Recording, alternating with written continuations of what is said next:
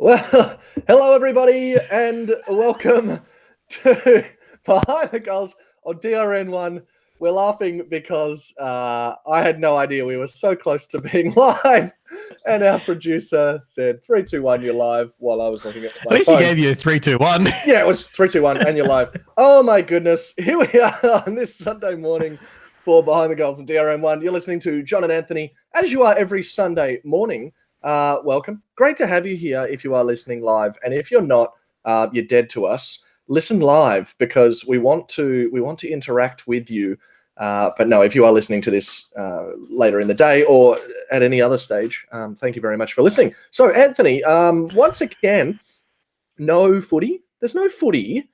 However, there has been a few things happening this week. There's been a little bit going on. First of all, Pat Mcafee. Yeah. Now, he's an ex-NFL punter. I think let's just say what he is. He's an AFL fan.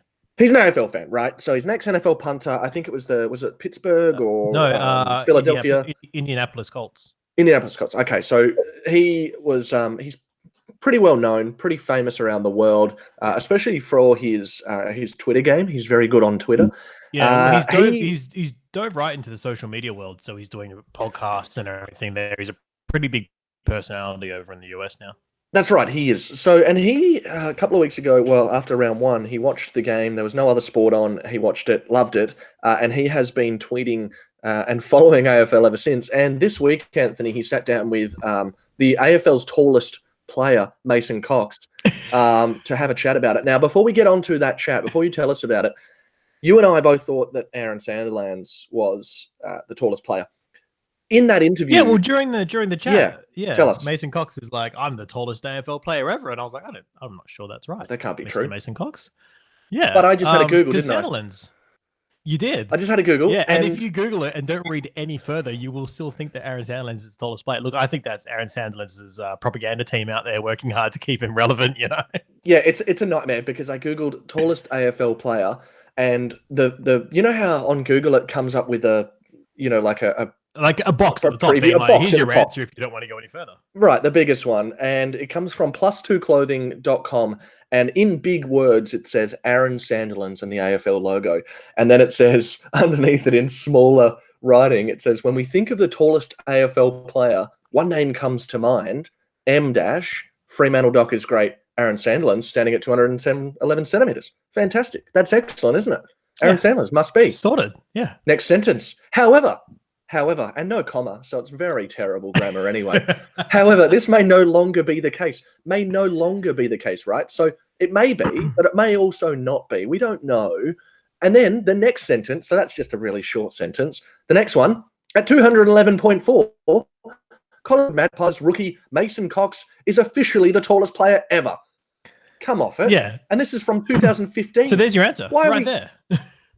But why is the box on Google giving us something from 2015 with the name Aaron Sandilands from Plus2 Clothing? Surely there would be, okay, third one down, Guinness World Records, tallest AFL player, still has Aaron Sandilands. Guys, get your stuff together, man. There are Americans out there Googling right now, trying to learn about our game. Because of this call, right? Yeah. Tell us about the interview. Yeah, so it was actually gave about 25 minutes worth of just Mason Cox talking to Pat Mcafee about. So they went into the details of how to play the game, firstly, and what was actually cool about it. And look, I'll be honest, I'm not the biggest Cox fan out there. Mason Cox, as a player, I think he has like patches, but I just don't think he's developed. You sure you're not the biggest Cox fan out there? Or? Yeah, no. Dean Cox. Yes, there we go. All over that Cox. No. So we're going to drop the innuendo. It's too early for innuendo, man. Keep going. No, so I just didn't think he's developed the game sense. And that's understandable. He hasn't played the game long enough to have that innate. But he's picked it up and he's done a lot with what he's done. Like that preliminary final against the Tigers, you'll always remember for Mason Cox just dominating that forward line. But it's like I think in the preseason we saw Darcy Cameron come over from the Swans, and the difference he made to that forward line for Magpies versus Cox, you just saw the difference in a player who can get to the right positioning versus a player who just says put it into space and I'll jump at it. You know what I mean? So look, that's my gripe with Cox. I kind of went on a tangent there. I'm sorry. But what was cool is that he, as an American who, look, he's only been playing the game for, I want to say 7 years now. Well, why don't we Google it and see the wrong answer? Yeah, so I think what 2015 was roughly is they said he was a rookie, and he was about 2 years before that in the system of the Magpies kind of bringing him in and everything like that. But there's something about him being able to explain to Americans the game versus if we were to talk to them, because it's the difference between them saying, like we just call everything a mark. And it's the little things like just the terminology and saying that, when they mark it, we just don't even think about saying, that's when you catch the ball, Right. And then going into further of that, it just the difference between him comparing it to NFL was a lot better than if you get just someone who knows about AFL going in there and talking about AFL. It's so he calls a mark a completed catch, which in NFL is when you catch a throw. Right, there's a complete or there's an incomplete. Yeah, So he's like, all right, well, a completed catch is a mark. And then for the Americans, that just clicked for them. They're like, oh, yeah, okay, no, I get that. And then talking about how, what a punt is, the difference between that, all that kind of stuff, punt versus kick, all that kind of stuff, and then explain to them how to score goals. You can't just like run it through kind of thing. It's got to be off the foot, below the knee kind of thing. So he really went into it with them. And then talked up, the athletic side of it on how far these midfielders run in a game and converting that to yards and or miles versus us just saying, they run 16 Ks or they run 15 Ks. And you just, Americans looking at you going, I don't know what that is. Yeah, what does that mean? Thing, because they've got no respect for the metric system still. Get on board, guys. Come on. But that's so hearing him do that he's a great ambassador for the game. Then he talks about all the things that the AFL's let him do because he is the most prominent American AFL player out there. Like he played golf with Joe Biden. Just like old creepy Joe. Yeah, like just any time that golf with Tiger Woods as well. Anytime an American comes to Australia, the AFL wheels out Mason Cox. So they're like, here you go do stuff kind of thing. Here's your brethren. Yeah, pretty much. Which obviously that all helps with Collingwood's salary cap, obviously, doesn't it? With him being a marquee player. I think that'll make him. I don't know. I actually don't know. I've never even thought about it. Well, it works the same with Nick Nat at West Coast. Part of his salary in the salary cap gets subsidized by the work he does outside of the team for the AFL. Sure. That's what let the Giants and Gold Coast have Israel Folau and Carmichael Hunt, all those kinds of things. So there are players out there who are players who do more for the AFL, so the AFL pays part of their wage. So I think Cox probably falls into that category for them. And I mean, I can't imagine him being on massive dollars anyway, but he'd be doing all right. And then explain the difference between contract lengths, like and free agency versus what they have in America, which is true free agency. Yep. Like you can leave a team in America halfway through a season and be picked up. Like that's something that's a massive difference in the AFL. Like you will hopefully never see that in the AFL. Because could you imagine? It'd be a nightmare, wouldn't it? Oh, especially with fantasy teams. Jeez, that would be awful. But as a supporter, like it takes us a full preseason to get over our player leaving our club and going to another club, and then they will still get booed when he gets to that club. Oh yeah, look, I think you're being overly optimistic by saying a full preseason. I'm still not over Lysett leaving, and that was 2018. So I hate him, but I reckon Dockers fans, Lachie Neale, they're still not over that. And how can you be? How can you ever get over that? Yeah. Look, Lysett's really interesting. I actually heard about him that he changed his mind and wanted to stay at No, West we didn't Coast want him anyway. once the paperwork was going through. He was like, "Oh, actually, can you guys match this? Because I don't want to go now." But West Coast's like, "No, we can't match that. Sorry, mate, you're off." Thing, because he thought that Gaff was gone and he thought that the pieces were in play and things were happening that weren't happening, and backed out Yep. while the deal was gone. Sorry, Lysette, mate. That's Sorry, sorry to mate. throw under the bus there. Don't be an Um, idiot. but no, so Pat McAfee's given us a lot of press there, and then they asked him the questions about, your typical American questions of, the dangerous animals living here and, Vegemite and all that kind of stuff. And he answered it like honestly, like he's just got his citizenship, I think, his Jewish citizenship about 2 weeks ago, old Mason Cox, and he earned it. Like the way he was answering those questions, like started every response with, "Oh, mate." Like just the little things, yeah. I think you're more Australian now, man. We've converted him, and hopefully we can convert more Americans because our sport needs to be shown out there.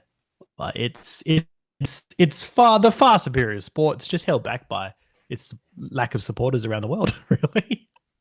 Yeah, well, I think everyone that really follows footy knows that it is the superior entertainment sport. I mean, I have a real soft spot for football, real football, soccer. I love it. I grew up playing it, and I still watch it and follow it now. But and it's for different reasons, though. It's different kind of entertainment. But AFL, I think, objectively speaking, it is the most exciting game in the world, isn't it? I mean, what are your thoughts on that? Well, I think like because I watched a bit of soccer as well, and what I find hard with soccer is the difference between watching different conferences into the different style of soccer you watch. Like Yeah.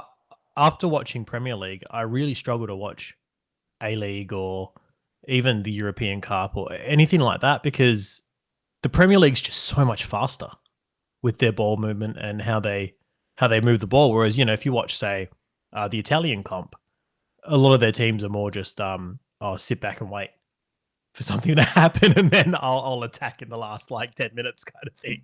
Very much so. And A League's like no, I'm not gonna go that far. It's There's a big difference between A League's standard. It's like watching waffle compared Yeah, to and Australian soccer is a lot more physical oh um, yeah. than any other league, I think. Or maybe not some of the lower English leagues, but I think that maybe because we have AFL and it is such a physical game that kind of It's bled through. it bleeds through. Because I know when I was growing up, I played both, and it's very difficult to not have the same intensity in soccer as you do in AFL. Oh, But if you're both running for a ball and you're side by side with someone, it's hard not to give them just a bit of a nudge as you're going. Whereas a lot of the time in soccer, like in the Premier League and stuff like that, you see them both running and there's no contact. Like they're not trying to put the other person off. They're just solely going for that ball until they get to about, a couple of meters and they're still next to each other. And then you get like an arm in front or something like that. But it's not the same kind of physicality that you get, or even just attack on that loose ball yeah. is something that is yeah. But look, kind of gone a bit far there, but I think that's the difference between football from what I see is that even at the lower levels, your waffle, your sample, look, the NEFL struggles, but it's still essentially the same game. It's just a little faster as it goes up because of the skill levels, you know? Whereas because soccer is so worldwide, it's like accents. It's played differently in different countries, Absolutely. you know? And I Um, wonder if we did end up increasing the reach of the AFL and pushing it out into different countries. And I know there are leagues in Canada and the US, and we play in China, but no one really knows that they exist over there. I wonder if we did you don't make this see a much global. footage of them or much No, of that's anything right. there. And And the I games wonder are if it would be the already same. different because they get played on smaller ovals and they get played on modified settings because they Mm. don't have the space that we do in most countries. They don't have a giant oval. That's one thing that they were talking about during the Mcafee interview is comparing the size of the oval to to the ones that other sports are played on. And our center square is just a little bit smaller than most pitches. You know, like Yeah. you've got pretty much to the 50-meter arcs is what the NFL fields and the soccer fields and everything fit in. Like they showed a graphic just comparing it, and it's like it just shows like just how much running our players have to do. And then, you know, even then he broke down that, because then the Americans were like, okay, so then you've got your forwards and they'll stay in the forward area, and you've got your midfielders and they'll just stay in the middle there.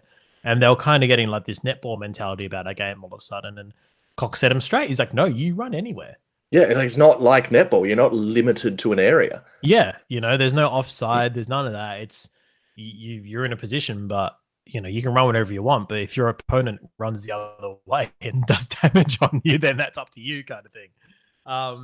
Look, it's great to see Cox out there pumping the game up, and like we said, any promotion's good promotion, and any footy talk right now is great. So it's just a shame that the Americans have gotten on board as there's no games going live. Yeah, You know? it is good. And when the league comes back, I can't imagine they're not jumping on board and staying up late like we do with the English Premier League. They're definitely going to. And in this, and I think what helps, and I know Mason Cox probably believes this, when he talked about Dustin Martin, tell us about that.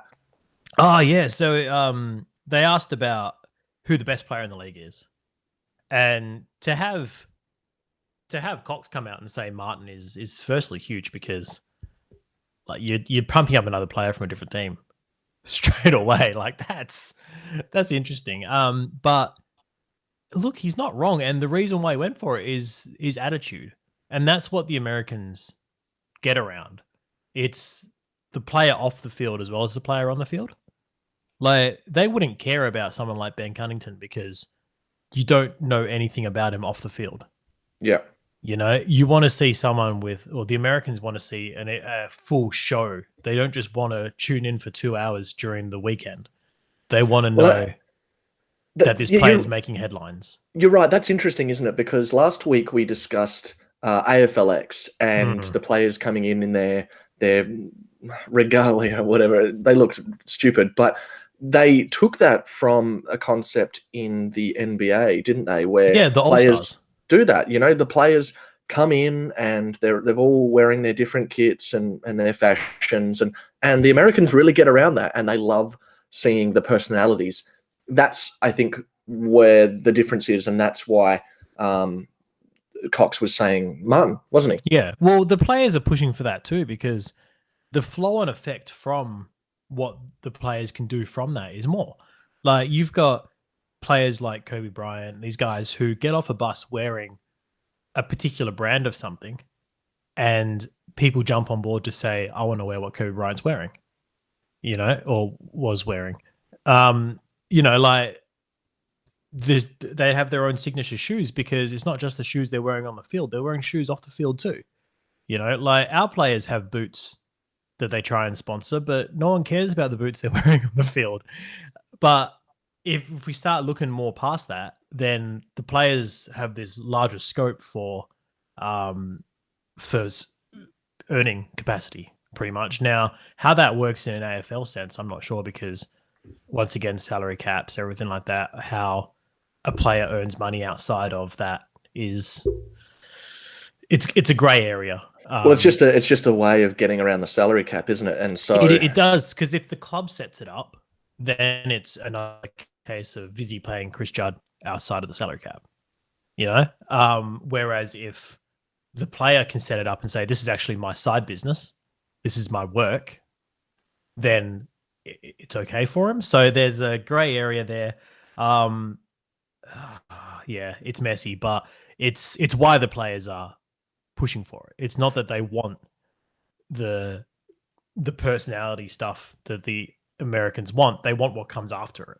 Yeah, that's right. And it sets them up for a post-footy career as well, doesn't it? Oh, exactly right. Especially if like some of these NBA players will design a brand, and then their teammates will start wearing that brand. And then you retire, your teammates are still wearing it. The next wave of teammates come through and they're wearing it. Yep. And then you've got yourself a nice little business. Yeah, exactly right. So look, there's other ways that works as well, with technology, everything like that. But Or you could buy a removal business, couldn't you? Like Josh Kennedy. JK, just move your mates. That's pretty much what he did. No, that's pretty much what I think they're aiming for in doing that, and that's why they got around it so much more than I think. The difference is, though, as a public, I don't think Australia is as receptive to that as other countries, and you see that and it's weird because you do have a lot of Australians now following NBA, and it's a lot of the younger generation as well coming through. Like my brother is about 15 years younger than me, and he's loving NBA and he's loving that show side of it kind of thing. And I don't know if it's that's now reflecting and they want to see that in their AFL players, but I don't know. I know from our generation and up, we don't really care about that side of it. It's more about the game, isn't it? Yeah, definitely. So what are your thoughts on salary cap generally?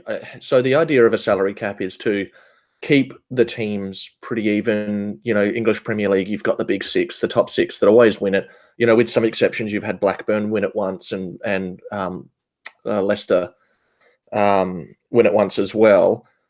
But other than that, absolute underdog stories as well, right? Like, and when that happens, it pumps it up, and you get around them because you're like, wow, they've against the odds done this.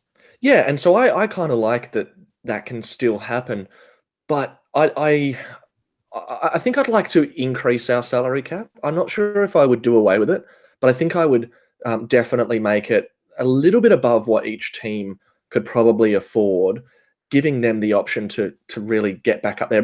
Perhaps if you and then you get into private ownership of clubs and that sort of thing. But I like the idea of increasing it. Some clubs already do that in terms of like St Kilda have done it. I think they're the most recent example I can think of, that they don't pay their full portion of their salary cap. And the reason this was happening is that the salary cap is great in terms of limiting clubs, but it's been bad in terms of saying you have to spend up to this much, because it means that a lot of players who shouldn't actually be on that amount of money at certain clubs are getting overvalued and overpriced because clubs need to use up this much of their salary cap.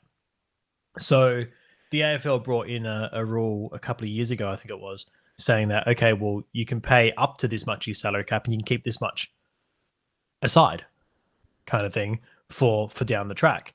So that's what St Kilda has been doing. They've been paying up to a certain percentage point of their salary cap and leaving a bit of money aside, which is then what they've now used to pick up these 5 players they picked up last year with the Hill, Howard, all these guys. It's a smart move in terms of how you do that, but then you're kind of then risking your players who have been with you all this time, who, let's be honest, players are always going to ask more money. Always. And a player may not value themselves as well as a club values them. So, or they'll value themselves more than a club values them. So if they see there's money on the table and they've asked for it and the club said no, and then can pay that money to an outsider, that can create a fair bit of animosity within the team list. Yeah, it can be demoralizing as well, can't it? Well, we saw it happen at Adelaide. I think it was, top of my head, maybe Taylor Walker, possibly. Who sucks. Yeah, sorry, no. It would have been someone who left there. McGovern. It was McGovern. Right. Asked for more money. Was told there wasn't any money on the table. Then the club brought in Bryce Gibbs. Yes, okay. And then he said, well, where'd this money come from? Yeah. And then left. And look, Crows fans may be saying now that they never want to keep McGovern, but at the time, they didn't want to lose him. No, and he was showing some really good signs at Adelaide, and I think that's why Carlton brought him on, as a forward, a key forward. If he was doing what his brother was doing up forward for Carlton, he would have been a massive, massive signing, wouldn't he? But he just hasn't shown it. He's still pretty. He's shown a little bit more in round 1 this year, I think, than what he has previously. But the potential's there, but it's more around the fact that, like I said, those clubs, there's a two-way kind of thing there on bringing in players, keeping your current players happy, And then versus how much you're spending in that cap. What I would like to see is I don't care about the salary cap limit. Whether that goes up or down, that's gonna it's how much they're allowed to spend. That's the factor there.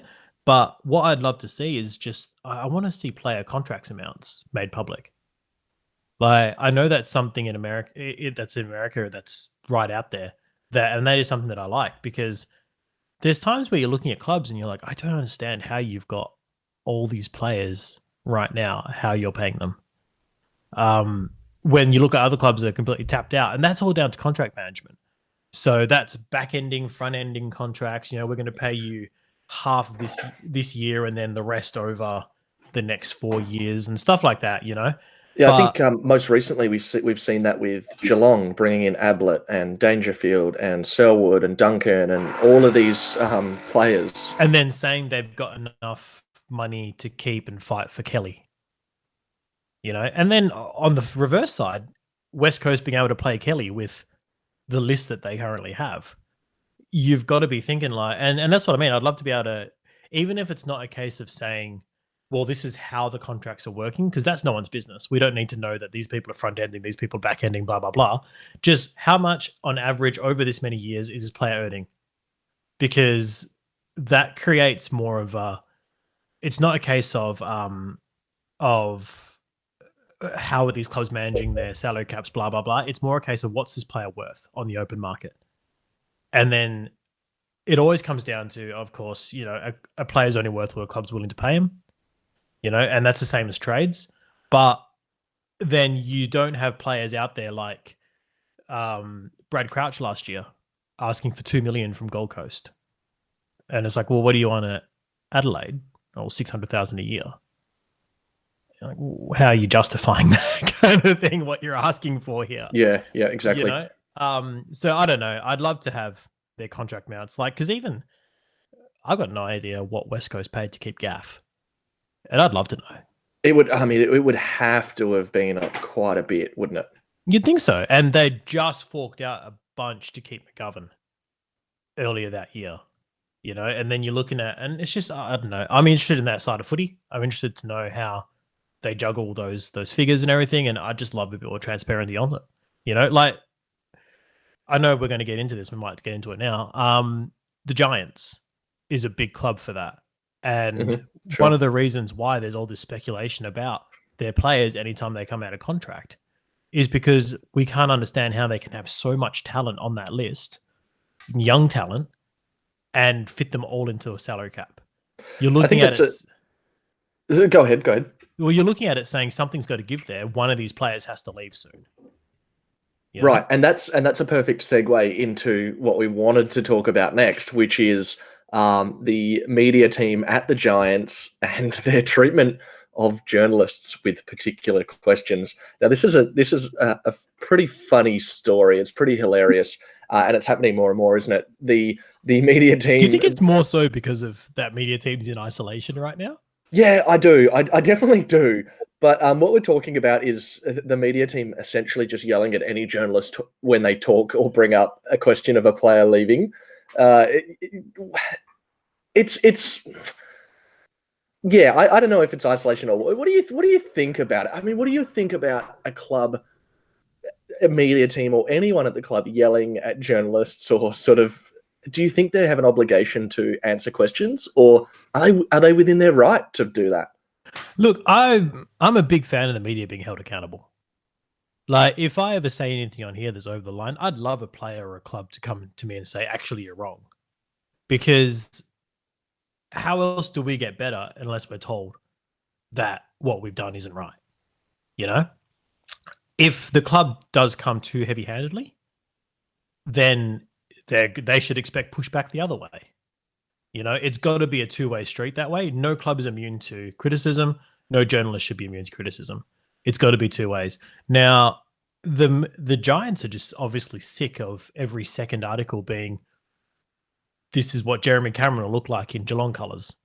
This is what, you know, Yeah. like there's a point where you'd think like, I'm sick of people, and it's the Giants. So literally the only time they see themselves in the media is when there's talk of the player leaving. You know, like this is a good club. We made a grand final last year. Like you should be talking about how terrifying it's going to be to play them. You know, and can we segue again just on the back of that, and we're going to mold the two together. Vic Bias. Vic Bias. Now, what you're talking about there is the Giants are a very, very good club. They made the grand final, and the media only ever talks about them when a player is leaving or when they think a player is leaving or there's rumors. Now, Mick Malthouse... that's the issue. It's that these players aren't even leaving. No, that's right. It's essentially they're just making stuff up, aren't they, for a story? And Mick Malthouse has this week slammed the AFL for its Vic-centric or Vic-centricity or its bias or whatever you will call it, essentially around about the talk of the grand final not having fans because Victoria will still be in lockdown, but Western Australia is probably not going to be. Queensland might not be. You know, New South Wales, well, that probably definitely will. But there's other places that aren't going to be locked down. And so Mick Malthouse has come out and basically said, well, look, you know, since I was coach of the West Coast Eagles in the early 90s, this has been an issue and they're incapable of looking at teams outside of Victoria as anything other than a bit of a sideshow, right? And that's what we're seeing at the Giants.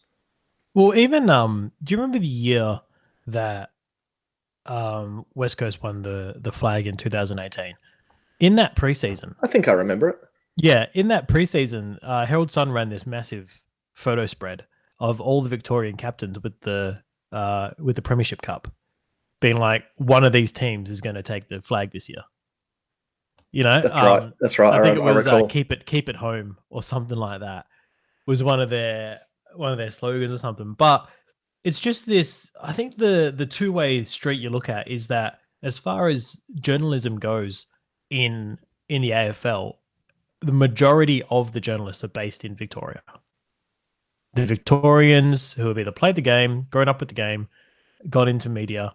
Like I was studying journalism here, and I wanted to do sport journalism, and I was told all through uni that you've got to go to Melbourne if you want to do anything in that side of things. You know, so even then, you would have gone over there and been a Melbourne-based reporter. You know, it's understandable that then they're going to only talk about their teams. Like over here in the West, you get 12 pages of footy at the end of the paper. You know, 6 of those will be West Coast, 4 of those will be Freo, and then you might get a little bit on the other, 16 teams. So and then, same in Adelaide, you've got Adelaide and Port dominating the pages and then a bit of the other teams, I don't think Brisbane's realised they have a team there yet, so they don't really get much media anyway. Not too much anyway. Yeah, but as far as your media goes, I think that's what kind of drives, because we do have a bit of a chip on our shoulder about it. And then you see these articles, and especially with the internet now, it's that the Herald Sun pushes it out there. It goes to all their distributors. So you get a page like Perth Now pushing out the Herald Sun's articles, and they're Victorian articles about Victorian teams. Yeah. And then you're watching Foxtel, which has AFL 360 and these things. Once again, like as much as it's on Foxtel, it's not a national show. Like that show is broadcast in Victoria with Victorian hosts who, Waitley goes for the Cats and I think Robbo's goes for the Bombers. I don't know if he knows who he goes for anymore. But they don't have WA's or any other state's interest in mind when they're thinking about it, when you ask a person like that, then where should the grand final be played or where should the finals be played? They're always going to say Victoria because that's how it's always been for them and that's how it always should be for them, and they dominate the landscape. So that's the opinion that we see pushed out among the rest of the nation. You know what I mean? Does that make sense? Yeah, absolutely. Yeah, it does. And I don't think people in Victoria realize that it happens. I mean, they can't. They're in the bubble. They're in their own little world over there. And to them, that's normal. That's what they've grown up with. And so when people outside of Victoria, we talk about it all the time and we banter with people there about Vic bias. And it's anytime you mention now any team outside of Victoria, someone screams Vic bias as a joke. Yeah. But they see that as us whinging or complaining, and they say, well, it's Yeah. not that bad, but they don't see it. And when someone like Mick Malthouse comes out, who was a coach for something like 32 years, he coached what, three clubs? Did he do 3 clubs? Yeah. Yeah, he went to Carlton. Yeah, that's right. And so when somebody of that ilk is saying it and actually slamming the AFL for their bias, well, yeah, you got to perk your ears up at that, but I don't think they will. But it works in a lot of ways like that. You get players who are Victorian players who come over to Western Australia or an interstate club, and then they see it because they didn't before. Xavier Ellis is a big one for us because he's coming and he's doing a lot of media right now. Now, he was a premiership player with the Hawks and then came over to West Coast. And one of the things he's got going for him there is that he's played in a grand final with Hawthorn and he's played in a grand final with West Coast, against Hawthorn, but still. Now, he was someone who was saying that as much as he still is a traditionalist and doesn't want to see the grand final played anywhere but the MCG, he absolutely acknowledges an advantage in being able to wake up in your own home and drive to the MCG for a grand final versus going to a hotel for 3 days, waking up and then playing a grand final. Yeah. That is a huge difference, an advantage that happens just subconsciously before you're even on the field. And then having to worry about how your mates and your family might be able to get to the game.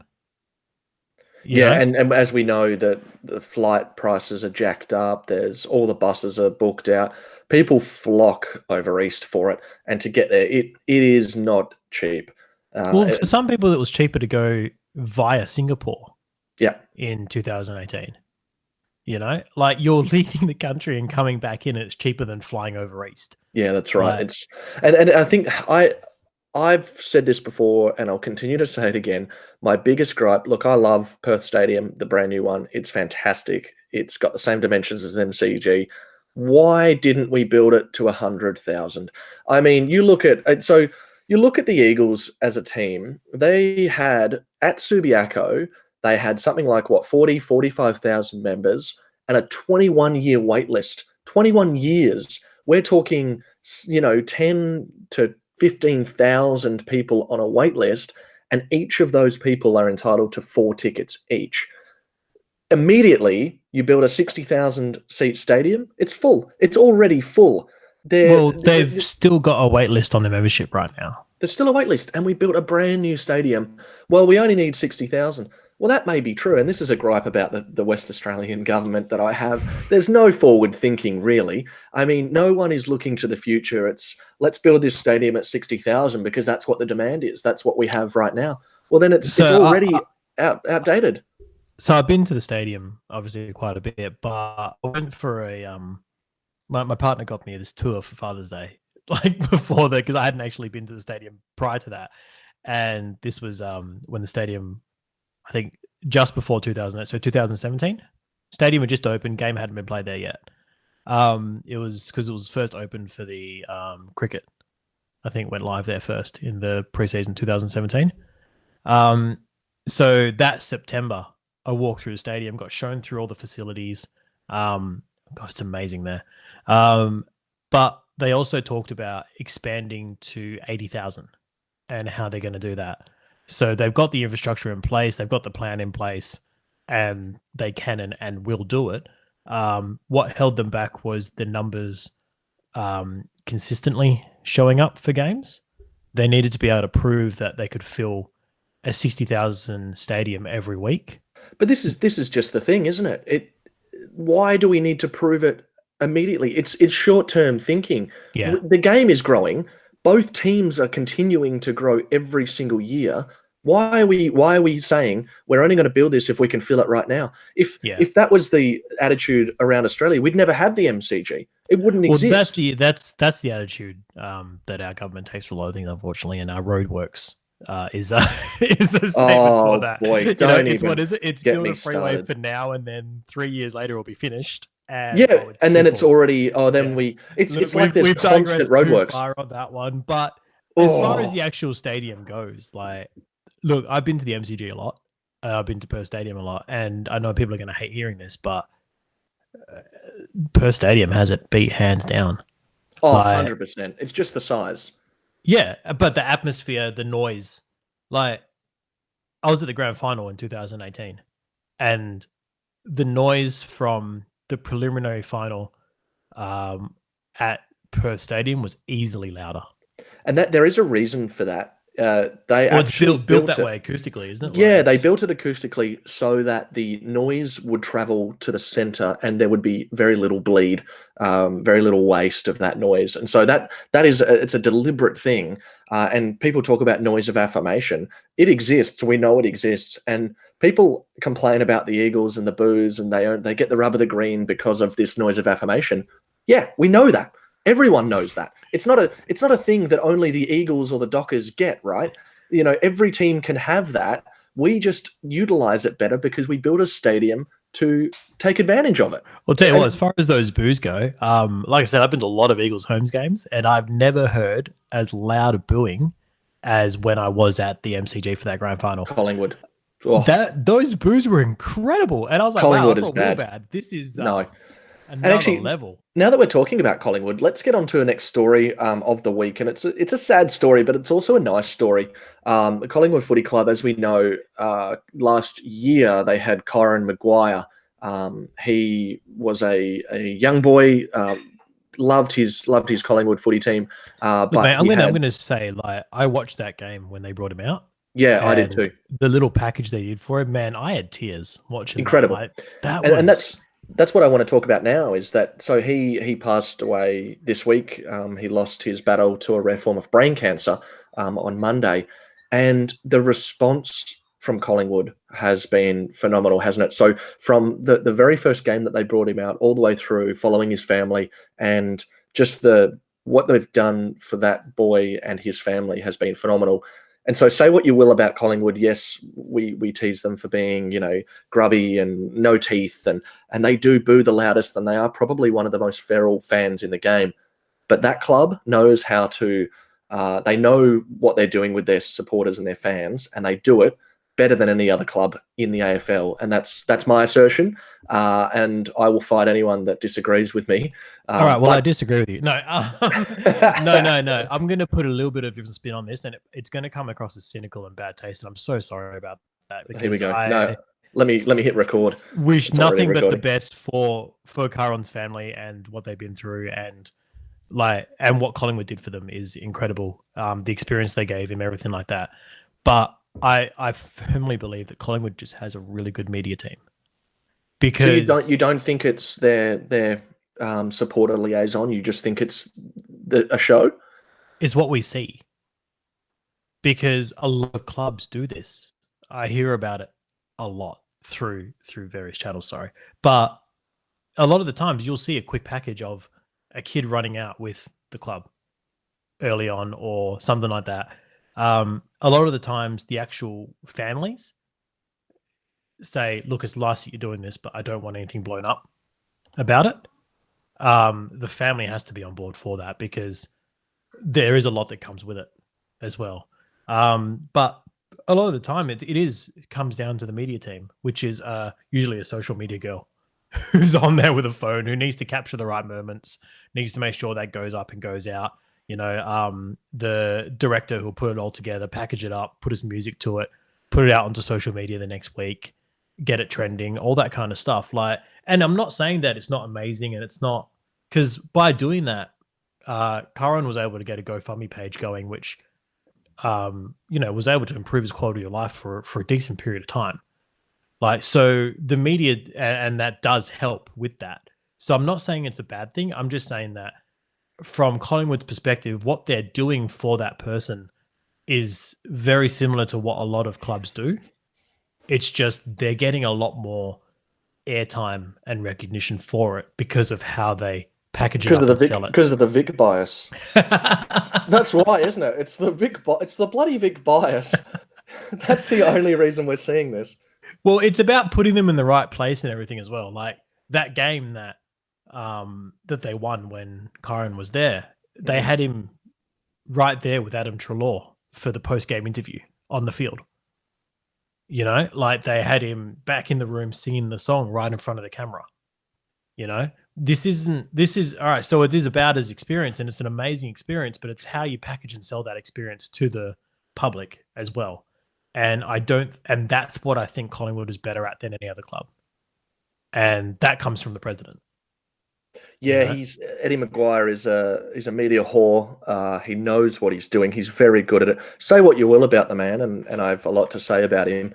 One of my most favourite moments of my entire life is watching him cry in 2018. And I think anyone is, if you don't support Collingwood, I think that's probably your favourite moment ever. Forget about marriage and kids.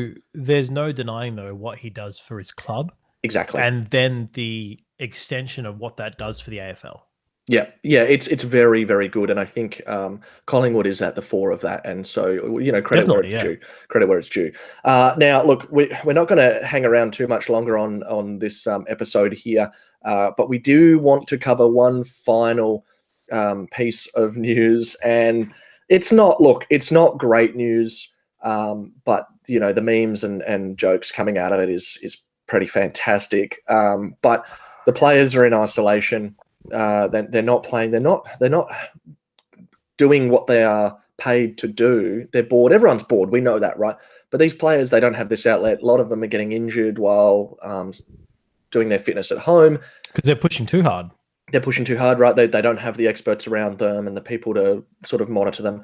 But some players are doing the wrong thing. I think of all the players that we've got in the competition, to only have 2 that have been done for drink driving, I think is pretty good. So of course we're talking about. Should they even be driving right now? Like, no, they shouldn't. That's right. Like, where are you going? You're in isolation, mate. Right, exactly. So we're talking about Hunter and Stengel. Hunter and Stengel, the 2 players done for drink driving. Did you see the picture of the front seat of Hunter's car though?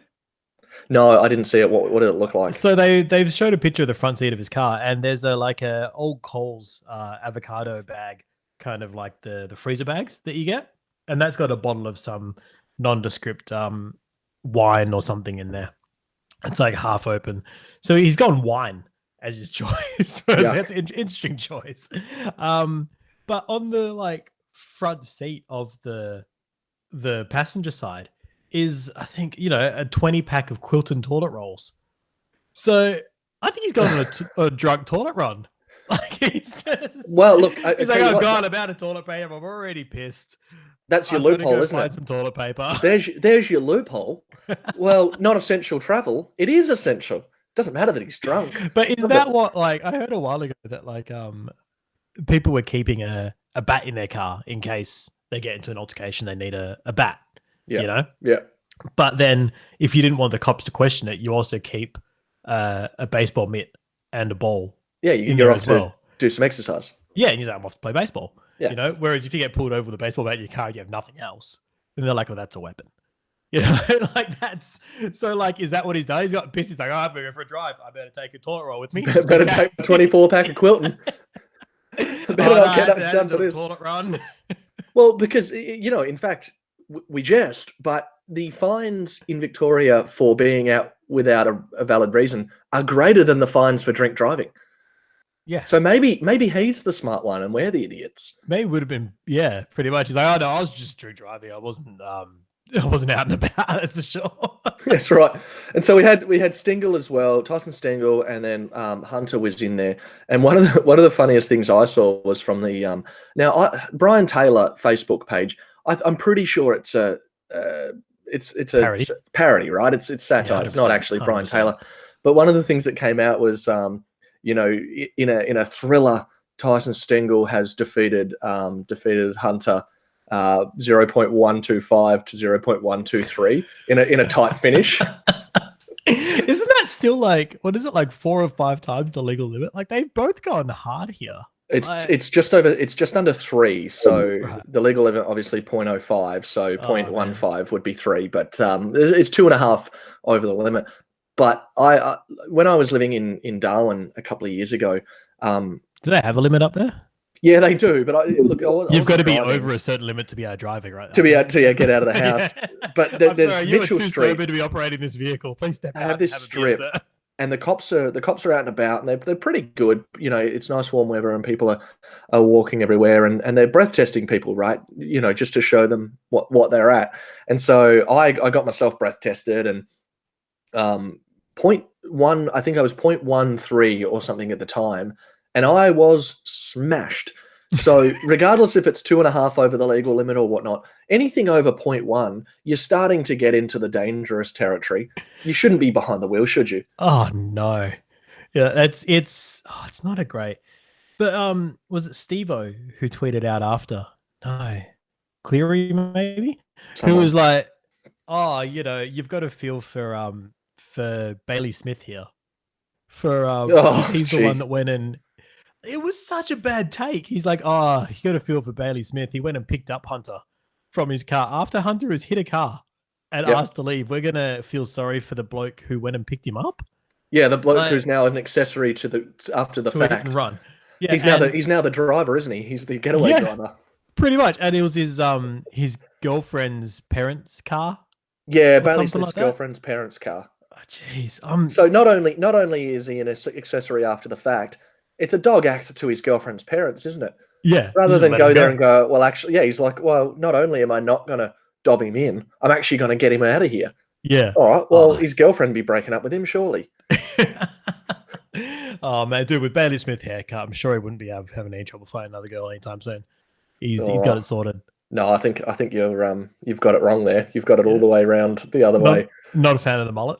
Nah, and his is disgusting. It's filthy, isn't it? Absolutely gross. But I figured that's what the ladies go for now, man. yeah, that is what the ladies go for. And I'm glad I'm not. I'm glad I'm 30 now and not that age anymore, because bugger that sucked. Yeah. Now, Anthony, before we get going, have you got any news for us? Is there anything I've missed?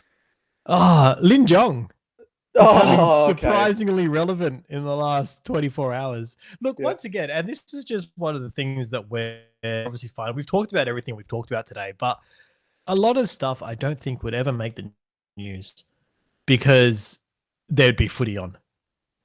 Like, so Adam Hunter, Lockie Hunter here has chosen an absolute terrible time to do this because I think his punishment's going to be worse now because of the timing of what has happened. But because there's nothing else to talk about, the next 3 months will be spent talking about Lockie Hunter until we come back Another to footy. player does it. Nah, Yeah. not until another player does it, which Or they until will. another player stuffs up, pretty much, or something worse of that ilk happens, But Lin Jong calling out someone on Twitter, and then that person deletes their account because of it, because of all the look, guys, I get celebrities are fun to chastise on Twitter, whatever, but it's a time to be kind, man. Like, no one needs that negativity thrown at them.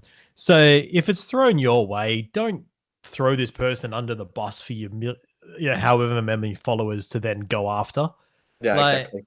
just be the bigger man. You're an AFL player, man. Just let it wash off. You probably get a lot of crap every single day. Yeah, Just especially in Victoria. oh yeah, There's pretty so much. many of them. So But let me just read out the tweet. So it was from a bloke called Ben Connolly, BenCon35 at BenCon35 on Twitter, which, as we know, is now deleted. But he said, met Lockie Hunter out once. He was with Lin Jong. Hunter gave me 5 minutes of his time and laughed at my jokes. Jong was being such an awkward F. Looking back, I feel sorry for Jongy because he was third wheeling us. Hunter is a good guy. And Ling Jong replies with, must have been some shit jokes. And then obviously he then posted, BenCon35 does not exist. And he says, I was just having a bit of a laugh at the start, but I didn't expect this. Rip, Ben. If you see me in person next time, I'll try not to be an awkward F. So, look, Lin John's response at the end there was pretty good, but also, it's unintended consequences sometimes, I think. yeah, but then he's gone and shared someone else who's ripped into him right after that. So I think it's if you go, oh, I didn't realize by sharing this person out into the world that everyone would jump on him. So he shared what this person said out to the world. Everyone's jumped on this bloke to the point where this bloke's deleted his account. And then he's gone and done it again with someone else. I'm all for actions have consequences. Freedom of speech doesn't excuse freedom of consequence. Like consequence of speech. Like what you say needs to be dealt with, but there's proportionate ways of dealing with things. And also what you're talking about there really doesn't apply to these blokes, does it? Because they are role models. They are, look, I think a lot of them think that they're just footy players, right? But they're not. They're media personalities. That's what they become when they enter the AFL, and they have to be very careful with how they use the fame and the power that comes with it. So, look, I don't think Lin Jong is any good anyway. He's a shit player and probably a shit bloke. So, let's throw that out there, Jongy. Wow. Jongy, if you're I'm gonna look right into the camera. Tweet us out here. Jongy, if you're listening to this, mate, and in fact, Anthony's going to tweet it to you. You probably are an awkward fuck, and what you did to this bloke was shit. And so I hope you get everything that's coming to you, mate. I hope your club drags you through the mud here, you awkward fuck. So if you can just tweet that out to him, I'd be most obliged. No worries, mate. I'll get right on that. Thanks very much. Oh, man. Look. I will say this though. It's probably the most. I'm kidding. Jongy's probably the most airtime Lin Jong would have gotten if the Twitter season was actually happening. I'm sure he's actually a pretty good dude. Posting it. Oh, he's posting it. I'm sure he's a pretty good dude. Nah, I doubt he is. I'm going to stand by what I said. He's probably a shit bloke. Okay, look, before we go, we're going to get out of here. Before we go, just an update on Operation Hot Dogs from last week. Now, I did email the bloke. I didn't hear anything back from him, so I'm going to email him again. Look, hot dogs, mate. Hottie dogs. If you're listening to this, I'm going to send you the link as well. Give it a listen, mate. Come on the show. We want you on the show. We want to talk about AFL. Do you think he's trying to leave the hot dogs part of his life behind? Absolutely. This bloke should we be maybe saying, "Hey, Simon," or we'll change to Operation Simon? No, mate. No, you can't, because the whole point of getting him on is because when he was hot dogs, right? And I know he's trying to get rid of that moniker because he's now a pretty successful real estate agent here in Perth. We looked him up. And he's doing some good stuff, and he's high end. What if we can offer him a new kind of thing? Because obviously they're trying to do the hub idea. They're thinking about the hub idea. Victoria's pushing for the hub idea. I'm still on board with hot dogs taking over as a late night hot dogs host, but we can call it Simon Says. Simon Says, absolutely. Right. And you know what? If you're listening to this, I'm branding you, mate. I'm branding you, hot dogs. We're going to get you away from hot dogs. Simon Says, be Simon. If you're in Perth, hot dogs, mate, not you, hot dogs, sorry. If you're in Perth and you want to help Simon out, you want to get him hosting AFL Up Late, and if you have a house to sell, maybe you can let us know. Let us know. We'll put you on to hot dogs, and that might be a little bit of a bargaining chip for us to get him on the show and to be hosting AFL Up Late. Look, even if he wants to use his platform to be able to tell people stop calling me hot dogs, like I'm happy to help him do that. Sweet. Absolutely. Let's interview him. And if that's what he wants and he doesn't come to us, we'll keep calling you hot dogs, mate. Like, we need to know. We need to know. And look, if there's silence, then we know it's hot dogs, Hot dogs forever. Hot dogs forever. So, all right, we'll leave you with that. Thanks for listening to Behind the Goals and DRM1 with John and Anthony. Hopefully next week we'll have some better news for you on the hot dogs front. Operation Hot Dogs will continue. Hopefully we'll have better news on when AFL's returning. We'll see. We'll talk about the hub and everything like that. But once again, thanks for tuning in. And if you're listening to this later, thanks very much. Give us a like on Facebook, Behind the Goals, and on Twitter, BTG on DRN1 right there. Anthony runs that one. So thanks very much. And we will see you next week. Bye-bye now. Goodbye. See you later.